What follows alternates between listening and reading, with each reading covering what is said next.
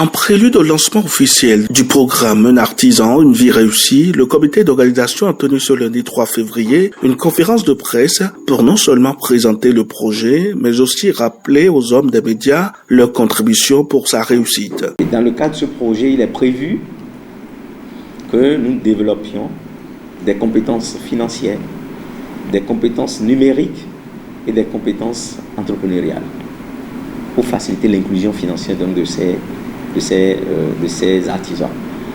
L'inclusion financière parce que justement ces artisans parfois accèdent à des produits financiers qui ne sont pas adaptés à leurs besoins, ce qui fait qu'ils accèdent aux produits mais après ils n'arrivent pas vraiment à l'utiliser. Or l'inclusion financière part de la régularité dans l'utilisation du produit ou du service financier. Donc, il ne suffit pas d'y accéder, mais il faut l'utiliser de façon régulière. Ça veut dire qu'il y a un problème déjà donc, en termes d'inclusion financière.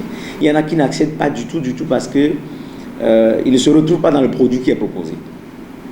Donc, on s'est dit qu'il fallait travailler des deux côtés. Travailler avec les populations, donc cette couche composée d'artisans, et également travailler aux côtés des institutions financières pour que des produits ou des réflexions soient menées afin que des produits adaptés aux besoins des artisans soient trouvés. L'objectif du programme est d'atteindre, à l'issue de la phase de mise en œuvre, 60% de femmes artisans, a précisé le coordonnateur national du programme. En termes donc de résultats attendus, c'est 60% de femmes.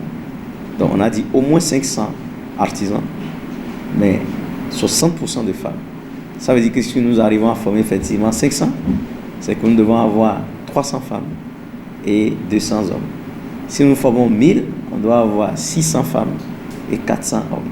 À la fin de ce projet, les populations, les bénéficiaires doivent avoir accès à des produits d'assurance, doivent avoir accès à des produits d'institutions de microfinance, pour ceux-là qui vont poursuivre après leur collaboration pour pouvoir bénéficier éventuellement de crédits pour développer, renforcer leur activité.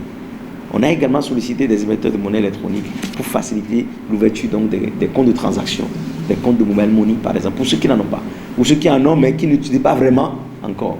Il faut les activer. Le programme Un artisan, une vie réussie bénéficie du soutien financier et de l'appui technique du GIM UEMOA. Selon Madame le conseiller du directeur général du GIM UEMOA en charge de l'éducation financière, le GIM entend démocratiser le paiement électronique afin qu'il soit accessible à tous, d'où son soutien au programme. L'objectif, c'est que celui qui lit, qui sache que l'information qui est donnée est relative à l'éducation financière, l'inclusion financière, et plus amener nos populations, en tout cas de nos artisans et artisanes, à accéder in fine aux produits financiers et de façon facilitée.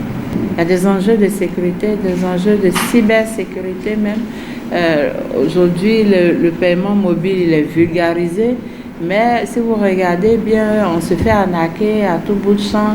Ça peut être de petits montants, mais mis ensemble, ça devient un enjeu crucial qu'il faut adresser. Donc voici un peu ce pourquoi le GIM se retrouve là. Vous le verrez, vous voyez vos cartes, vous dites, mais eux, ils font les cartes bancaires, qu'est-ce qu'ils font à côté de... Mais si nous n'y travaillons pas, le paiement électronique restera toujours un produit, on va dire, de prestige. Or, nous, ce n'est pas notre objectif. Le GIM est venu vraiment pour démocratiser le paiement électronique et démocratiser la transaction électronique. Nous n'avons pas le droit de laisser une partie de la population sur le côté. Le programme Un artisan, une vie réussie va couvrir tout le Bénin pour toucher la grande majorité des artisans.